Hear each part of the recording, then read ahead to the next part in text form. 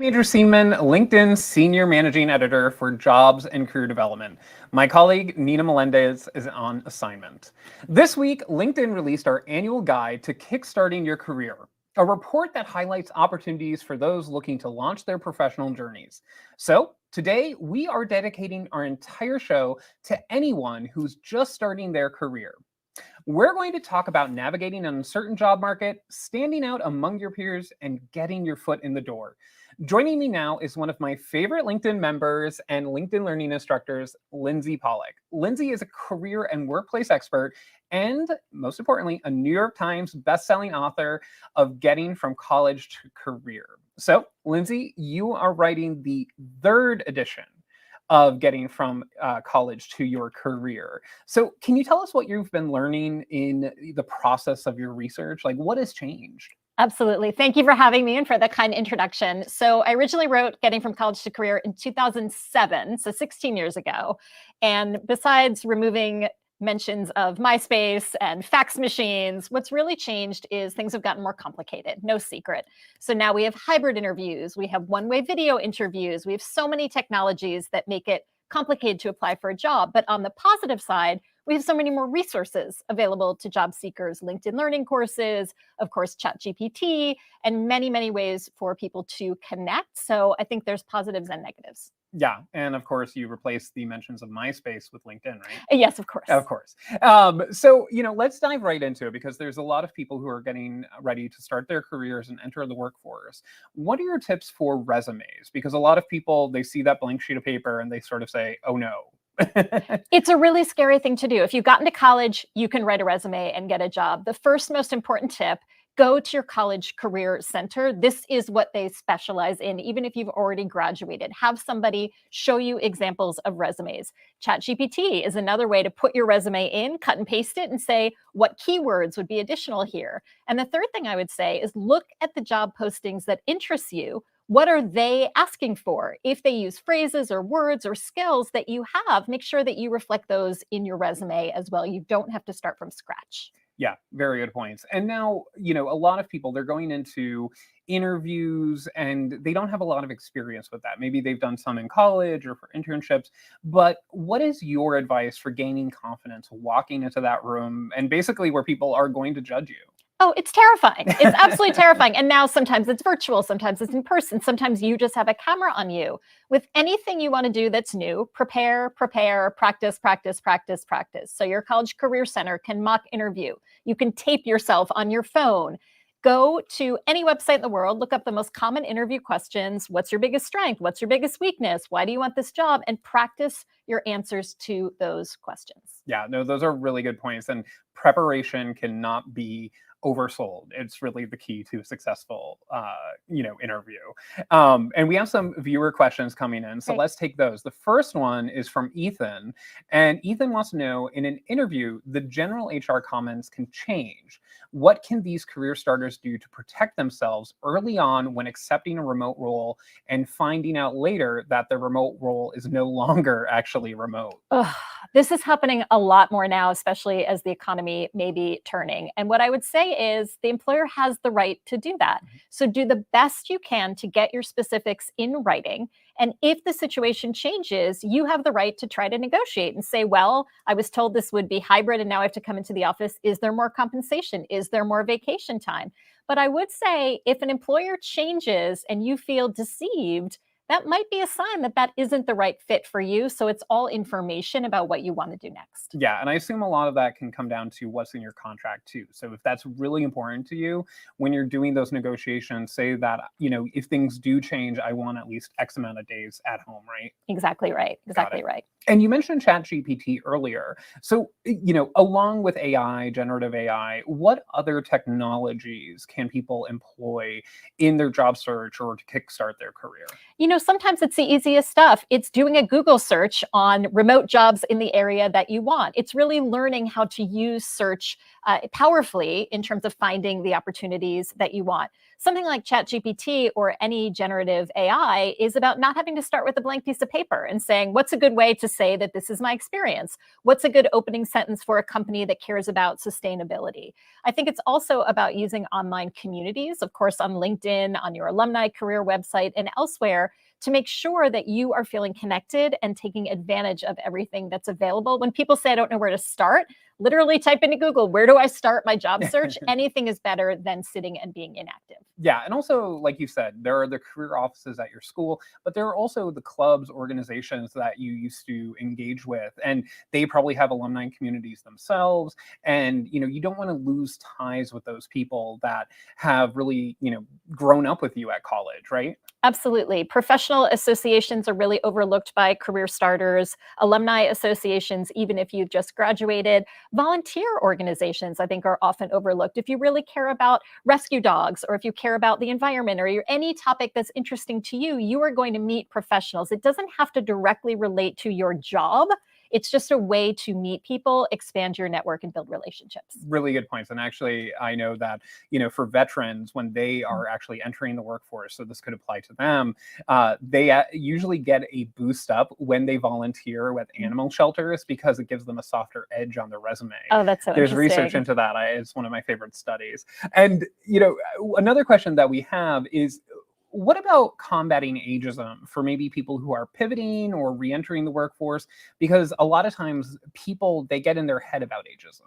Look, ageism is real. It happens. And I think you have to acknowledge that, but you can't control whether an employer is going to be ageist. So what you can do is look for jobs of companies that are specifically advertising to your age demographic. So if you're over 50, maybe it's the AARP jobs website. Many companies will say, we are not ageist. We are not discriminatory. Look for those markers and go through your network. If someone meets you, the first thing they're looking at is not the year of your graduation. They're meeting you in person. So often if you're worried about ageism because you're young or on the older end, you want to meet people first through all the organizations that we talked about and use your network and not just apply through the number of years on your level of experience. And also, I think a lot of it is mindset. So you're going to want to make sure that you know your strengths and you own them. And especially if you're a little bit older in the workforce, you have so many strengths going for you and also experience. It's such a good point because many recruiters tell me that someone will walk in and the first thing they say is, you probably think I'm too old for this job. And it wasn't on the mind of the recruiter until the candidate brought it up. So don't immediately mention the one thing that you're most worried about. Yeah, I think that's a really good point. And we have some people in the stream asking questions. So I want to take some of those. We have one from Rohit. And this is a really good point that there are some jobs that were maybe part of a layoff 6 months ago, a year ago, and now they're coming back. How do you gauge the security of those jobs? I wish I knew the answer to that question. There are no guarantees, and that's really, really frightening. And I understand that, but I know people who've been at companies for a long time that are in a similar situation. What I would say is that job hunting is a form of networking. So what's really common is you meet a recruiter or you meet an employer, hiring manager, or network, and there are no jobs now. They've been through layoffs, but then jobs come back around, as you said. Or a company that's been through a lot rehires, or they hired someone and that person didn't work out and they come back to you. So I think cutting off an entire company or industry because they've been through layoffs is a mistake. You never know how things are going to change, sometimes for the negative, but also for the positive. Yeah, and we have a question here from Christopher. And Christopher says, I'm looking to transition into a new career after a multi-year employment gap due to a disability. In what ways can I get noticed over those who have worked consistently? So this is really common, and it's great that you want to get back into the workforce. What I would say is, number one, have an answer to the question, why were you out of the workforce? Because they have to know. I had a disability, and now I'm so excited to get back to work. You don't have to go into too much detail or ever apologize. But if you want to get back to work, take some LinkedIn learning courses on topics that you know are trending in your industry. Do some volunteer work to say that I'm now really excited and engaged. Sitting and not doing anything while you apply after a gap is a really dangerous thing to do. So the minute you know you want to get back engaged, join those professional associations, take online learning courses, volunteer, even if it's helping a friend with their YouTube channel, anything to say I am actively working and using my skills. Yeah, and actually, recruiters, they just want to know what you've been up to. So like you said, you just have to name check, hey, I was disabled for a little bit, but I'm back in good health and I want to get back into the workforce. And you could say, listen, I have great foundations and I'm working to get back up to speed with the newer technology. So it's not like you lose all that ground, right? Yeah, and enthusiasm goes a long way. I can't wait to get back to work. I'm so excited to use these new technologies. I can't wait to contribute again. I think that people really want to hear that. Yeah, and actually, that's one of the biggest tips that I have for people is actually tell the people you want the job, because a lot of people, they play hard to get, and no one wants that person working for them. No, I want your enthusiasm. I want your passion. I want to feel like you want to be here, especially when companies are going through cuts. Yeah. Now, to wrap things up, in your book, you have basically 90 things that people should do before they leave college and enter their career. We don't have time for 90. Okay. And there's probably a lot of people who are like really gunning to get into the workforce. So what are the top 5? Oh gosh, the top 5 tips. One of the tips that I would say is to volunteer, as we've talked about, which is to use your skills in any way you possibly can. Make the most of that College Career Center. No matter how long ago you graduated, that's still available to you. Cast a wide net. Don't just say, I only want insurance jobs in Boston. Look a little bit further. Look at companies that relate to what you want to do. Think about things that are beyond the normal scope of your job search. Informational interviews are setting up coffees with people and just talking to them and building your network. And remember that you don't have to go it alone. Use all of the resources available, like online learning courses, community college courses, and anything you can do to show people, I want to keep building my skills. Totally. Well, thank you so much, Lindsey, and everyone. I hope they're watching out for the new edition of your book, but you also have so many others. Reconnecting, I have that somewhere here in the office, actually. Thank you so much. And I'm very active on LinkedIn, so I would love to connect with anybody who would like to hear more tips. Of course. Well, thank you so much. Thank you. And, for all of you out there, you could also check out Lindsey's LinkedIn learning courses on developing organizational awareness, especially if you're going to be entering multi-generational workplaces. And to our members, for the great questions, make sure you keep the conversation going. And today's career starters are no strangers to adapting to abrupt change, just like these transitions. So LinkedIn Associate News Editor Gianna Prudente spoke with 2 recent grads who made unexpected pivots in their lives as they entered the workforce. Let's see how they did it. According to LinkedIn data, product management was the #1 fastest growing job for career starters with a bachelor's degree as of 2022. Jessica Octavio majored in microbiology and planned to join a healthcare startup after graduation. But during an internship, she discovered how product design can have an impact on how healthcare is practiced. I want to talk about the application process, especially interviews, because for product management roles, they're known to be challenging. How did you prepare? I used a lot of just cold DMs to people, and that taught me a lot about kind of what their application process was like, because a lot of the deadlines are like a week after the application comes out. Today's career starters are no strangers to adapting to abrupt change. The benefits of staying flexible don't only apply to a role or industry. It also pays to remain open-minded about where you launch your professional journey. Once I got my second round interview, they mentioned that this position will be located in Redmond, Washington area. At that point, I knew if I wanted to work here and get this, that I would have to relocate. And that's what Renee Shaw did last year. He relocated to Seattle from his hometown of Toronto, Canada to work as a product manager at Microsoft, LinkedIn's parent company. Relocating to Seattle is increasingly common among career starters. According to LinkedIn data, the region experienced a 9.3% jump in bachelor grad hiring between 2021 and 2022, followed by Houston, Texas, and Hartford, Connecticut. So based on your experience, what are your top tips for career starters who might want to break into product management? 1, not getting discouraged, and 2, using like a multitude of different resources. Like I use multiple job boards as well as venture capital portfolios. Don't lose your network and don't lose your connections even when you relocate to a new place. Being like a new grad, learning and not having that experience, having somebody there to show me all the ropes was really good. Thank you, Gianna. And thank you all for watching. We have continue to have a great show. Make sure you stay active in the comments. And I want to say hi to a few people who are joining us. Jonathan from Atlanta, Vincent from California, and Anicia from Florida. So welcome to all of you. Keep introducing yourselves in the chat and also get your questions in. Now, salary and benefits should be top of mind when it comes to a new career. I didn't realize that when I accepted my first job 12-ish years ago, and I regret it to this day. So, how low is too low? And what should be your non negotiables when you're starting off your career? Well, joining us now is personal finance coach Dominique Broadway. Welcome, Dominique. Hey, how are you? Hey, it's so great to have you here. And let's jump right into the question. So, Let's go. many recent grads have student loans, including me, and I'm not a recent grad. So, what are some tips to managing debt? So, when it comes to managing debt, the first thing that's most important is to actually understand the debt that you have, right? And I think a lot of times people don't really understand the debt that they have, the loan agreements that they actually signed up for. Are they responsible for the debt? Are their parents responsible for the debt? Are these loans private loans? Are they federal loans? That's the very first thing that everyone should have a really clear understanding of. In addition to that, is just understanding how to manage those loans. I see a lot of people who often will attempt to take their federal loans and, consolidate them with private, creditors. And that's a horrible idea, right? Because that makes you not eligible at all for any of the additional like federal loan forgiveness programs. So I think that's the most important things that most people need to understand is like, what type of student loan debt do I actually have? Those are really great points. And, when you go into those conversations about, what your salary should be, what your benefits should be, it's really key to prepare, as we just talked about with Lindsey. So how do you Yeah. find out what your starting salary should be based on your location?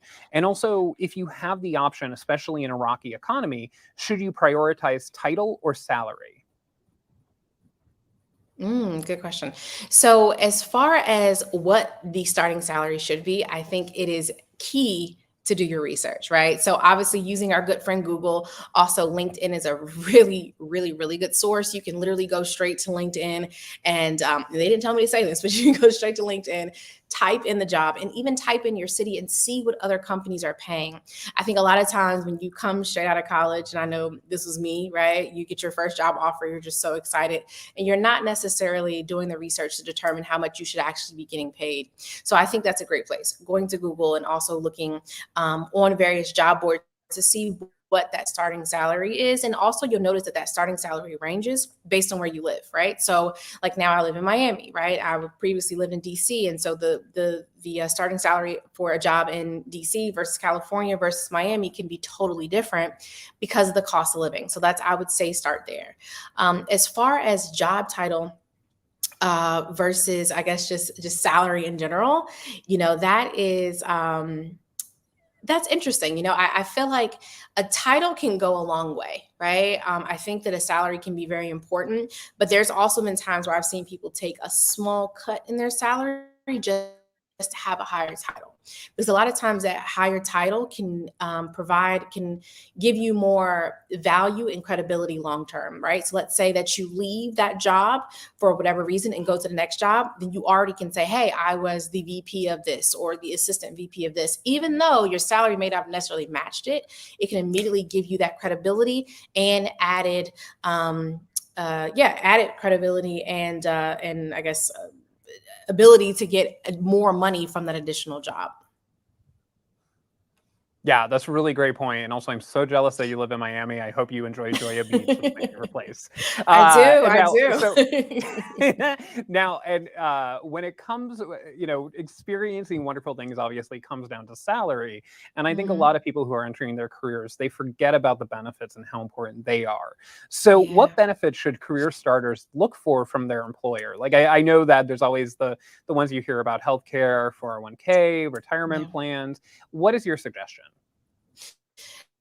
So there's so many benefits. And I will say that I've noticed that, lately with a lot of the job cuts and things of that nature, like a lot of the benefits that were previously huge and popular are kind of starting to fade away a little bit. So obviously looking at the health insurance, right? And also looking at pension plans, which I feel like are a distant memory, but looking to see what the health coverage is. Are they covering all of your health insurance or a little bit of it? Also the 401ks, Roth IRAs, Roth 401ks, but also the work-life balance, which is really important for many of us, right? I'm also a mom of two, right? So having the ability to have maybe maternity leave and things like that is also really important. Also, opportunities for career growth is really big as well, right? So opportunities for you to get additional education and maybe they're discounting or covering it. Also opportunities for equity, right? We're putting our blood, sweat, and tears into a lot of the companies that you're working for. So the ability to get equity in these companies or stock options is also really great as well. Also, I know obviously earlier we're talking about student loans, but many of these companies now are also offering the ability to pay or forgive a piece of your student loans or pay a portion of those student loans if you stay for a certain amount of time. So there's so many different benefits, but I think the most important thing is to understand that when you're looking at your salary, it's more of a total compensation. So when you're looking at your salary, it's not just what they're paying you every year, every month, et cetera, et cetera. You're looking at your compensation as in a totality, right? And every single thing that they're adding on, all these additional benefits are what we call your total compensation. And that can end up being way more than what you're actually getting paid on an annual basis. Really good point. And now the last question I have for you is financially, when should people start to look for a new job? I know we're talking about getting in the workforce, but a lot of people, they like to job hop. They say, Yeah. hey, that can get me a higher salary. So when is it okay to actually move on? That's such a good question. So when is it okay to move on? I think that we all have that instinct, right? When it's time to go, and when it's time to move on. That could just be you not necessarily feeling as happy as you used to feel in that position, or also I know even me being a former financial planner. A lot of times when I switch jobs is because I just got a really great offer from another competing organization or firm. And there's nothing wrong with that. I think when I worked with clients individually, a lot of times they would not want to leave their company because they're like, oh, I've been here and things have been great here. And I'm like, I understand that. But a lot of times the next company, it could be even better, but they're already offering more money, right? So those are those like decisions you have to make to kind of determine what makes you happy. Because at the end of the day, it's all about what makes you happy, where you feel most fulfilled, but also where you feel happiest and wealthiest as well. Well, thank you so much, Dominique, for being with us today and sharing your insights and advice with our members. Thank you. Thank you so much for having me. And really quickly, my new book launches next week. So The Wealth Decision for anyone, all of our new students and graduates that are graduating, make sure you grab it. DominiqueBroadway.com/book for The Wealth Decision. It walks you through all the steps that you need to take to make those decisions. Amazing. And that's a great cover. Thank you. Of course. And now thank you to all of you viewers watching and those who ask questions. I'm sorry we could not get to all of them, but you can continue that conversation here in the comments, or you can check out some of the other stories in the newsfeed to the right of your screen. You could also come back to this event or link to rewatch the event too. Also, one of the best ways to get noticed in your career is to start sharing content. So take a moment to share this show on your profile with the top 3 things you learned from Lindsey and Dominique. Then tag us. I always love seeing what everyone learned from these conversations. And thank you again for joining us. I'm Andrew Seaman. Stay well and best of luck.